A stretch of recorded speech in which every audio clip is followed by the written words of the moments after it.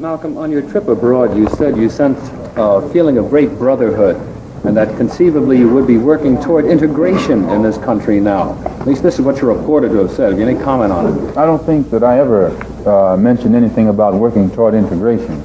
If I recall, I pointed out that while I was at Mecca making the pilgrimage, I spoke about the brotherhood that existed at all levels and among all people who were there on that Hajj, who had accepted the religion of Islam. And I pointed out that for what it had done, what the religion of Islam had done for those people over there, despite their complexion differences, that it would probably do America well to study the religion of Islam, and perhaps it could drive some of the racism from this society as it has driven racism from the Muslim society. Drive is aiming for this goal? Well, I can't say that the current integration drive is aiming for that goal, because it hasn't realized the goal in any state. They haven't even got integration right here in New York City. You have worse integration problems in the North than they have in the South.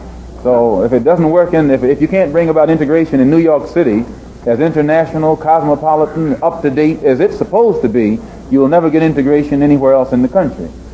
Malcolm, have your experiences with white-skinned Muslims in Africa and the Middle East made you feel that relations between Negroes and whites who are not Muslims is any more possible?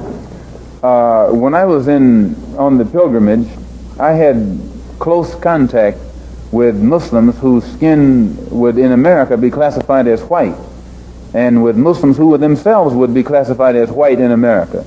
But these particular Muslims didn't call themselves white. They looked upon themselves as human beings, as part of the human family, and therefore they looked upon all other segments of the human family as part of that same family. Well, now, they had a different look or a different air or a different attitude than that which is reflected in the attitude of the man in America who calls himself white. So I said that if Islam had done that for them, perhaps if the white man in America would study Islam, perhaps it could do the same thing for him. I think what a lot of people are interested in, Malcolm, is whether this experience has made you feel that your feelings have changed, that the animosity you have expressed in the past toward all whites. There's one thing that I want to make clear. No matter how much respect, no matter how much recognition whites show toward me, as far as I'm concerned, as long as that same respect and recognition is not shown toward every one of our people in this country, it doesn't exist for me.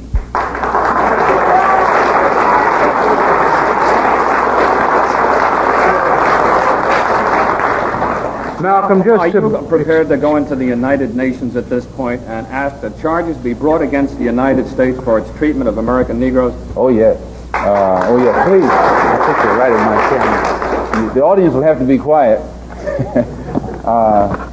Yes, as I pointed out when I was during my traveling, that African nations and Asian nations and Latin American nations look very hypocritical when they stand up in the United Nations condemning the racist practices of South Africa and that which is practiced by Portugal and Angola, and saying nothing in the UN about the racist practices that are manifest every day against Negroes in this society.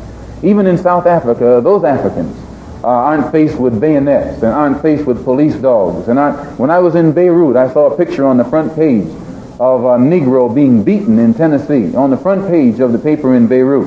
When I got to Cairo, I saw the same picture of a Negro being beaten in Tennessee. When I got to Lagos, I saw the same picture. So were these African nations knowing the brutality that is inflicted upon black people in this country, simply because those black people are trying to get what the Supreme Court said they were supposed to have 10 years ago? I would be not a man. If I was in a position to bring it in front of the United Nations and didn't do so, I wouldn't be a man. Malcolm, do you intend to lead the charge in the United Nations? Well, I find that to say you're going to lead something creates a lot of hostility, division, jealousy, and envy. I hope to work with any group of leaders or any group of organizations to do whatever is necessary to see that this problem is brought before the United Nations. Have you had any commitment from any nations in Africa to support you in this move? I would rather not say at this time.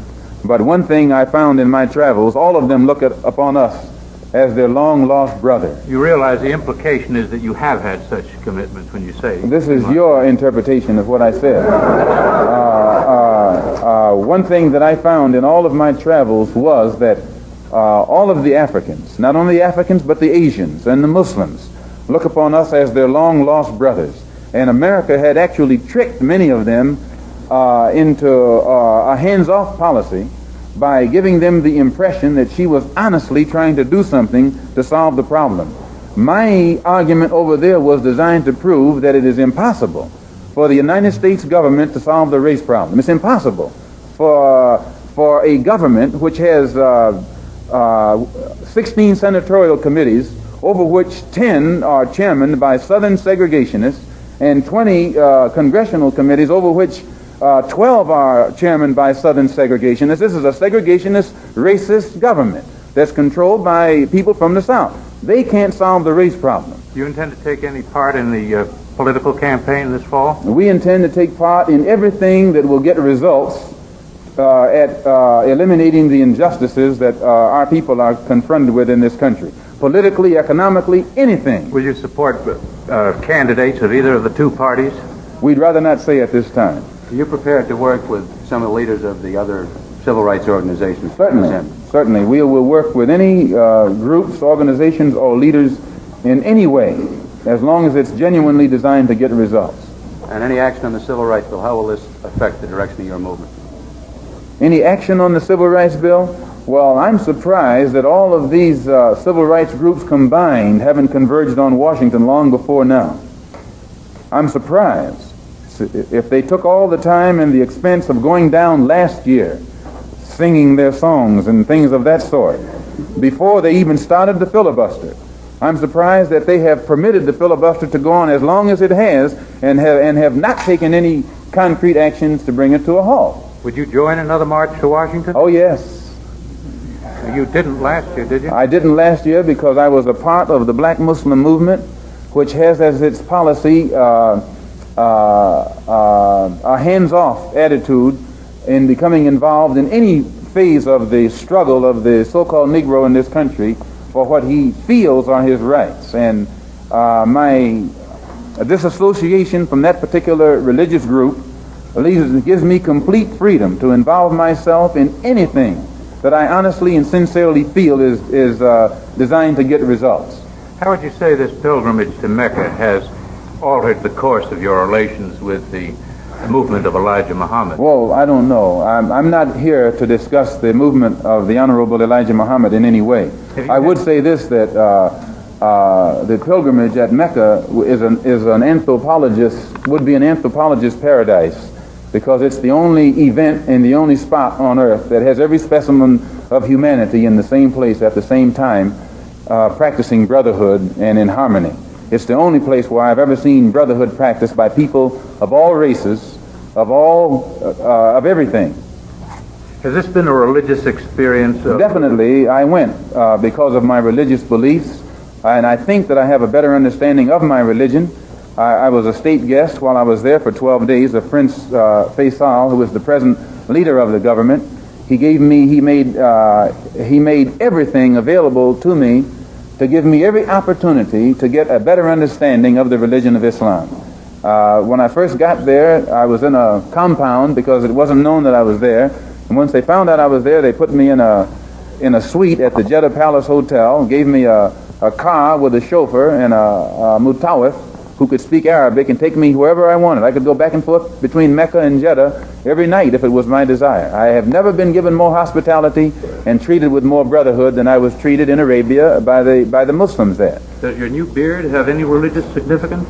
No, not particularly, but I do think that you'll find black people in America, as they strive to throw off the shackles of mental colonialism, will also probably reflect an effort to throw off the shackles of cultural colonialism, and they may begin to reflect desires of their own with standards of their own.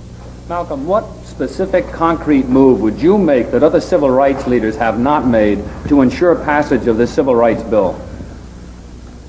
Well, I frankly believe, sir, that it's not within the heart or conscience or ability. They're rope, they're becoming frustrated, they're becoming disillusioned, they're becoming disenchanted, and it's up to the government to do something about it.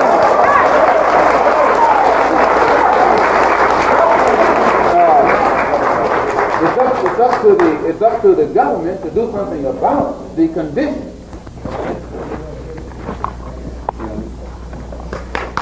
Please don't do that applauding. You going to keep going? Yeah, I have a little bit more.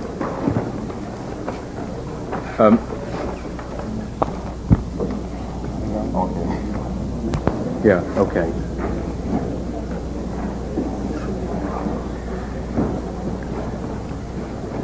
Malcolm, a more controversial remarks was a call for black people to get rifles and form rifle clubs sometime back. Do you still favor that for self-defense? I don't see why that should be controversial. I think that if white people found themselves the victim of the same kind of brutality that black people in this country face, and they saw that the government was either unwilling or unable to protect them, that the intelligence on the part of the whites would make them get some rifles and shotguns and protect themselves. Now, Negroes are developing some kind of intellectual maturity too, and they can see that by having waited upon the government to protect them has been a wait that has been in vain. So any of them who live in areas where the government is not able to do its job, then we do have to get together and do a job of protecting ourselves. I ask you another question that may seem a little silly, but it's the question of the names. I think a lot of people are confused by the new Arabic name, El-Hajj Malik El-Shabazz. I've always had the name on my passport, Malik El-Shabazz, only I only used it in the Muslim world. Well, Hajj is a title that is given to any Muslim who makes the pilgrimage to Mecca during the official Hajj season. Well, will you now use Shabazz and drop X? I'll probably continue to use Malcolm X and I'll probably use it as long as the situation that produced it exists. You don't feel that Shabazz takes the place of X? My going to Mecca and going into the Muslim world, into the African world, and being recognized and accepted as a Muslim and as a brother may solve the problem for me personally. But I personally feel that my personal problem is never solved as long as the problem is not solved for all of our people in this country. So I remain Malcolm X as long as there is a need to protest and struggle and fight against the injustices that our people are involved in this country. When Cassius Clay was in Accra, he was quoted as saying some things that were not so friendly.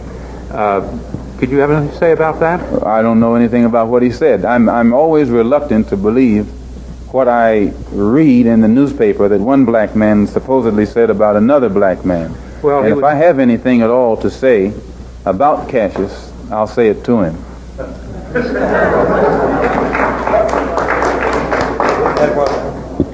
Well, it's just that he said people weren't listening to you anymore. Do you think that's true? As I said, if I have anything to say about him, I'll say it to him. He's a person who listens. He talks and he listens. Do you still consider him a friend? Yes, I consider all of our people my friend. And usually those who act unfriendly are only reflecting the poison that someone else has put in them. Just one other one, and that's, what are you going to do about the traffic ticket? The traffic ticket? Yeah. Well, I'm going to appear in court on it. When? I don't know. I had left, the lawyer was supposed to have appeared in court for me on the 19th of May, and from what I understand, he didn't, and it created a lot of controversy. I never was speeding. It was a segregationist police officer or an integrationist, I don't know which one. And he knew who I was, he recognized who I was, and stopped me on that pretext. And I just sat there. I didn't even talk to him. I just gave him my license and sat there because I figured that he might have been up to something else, you know. Thanks very much, Pat. You're welcome.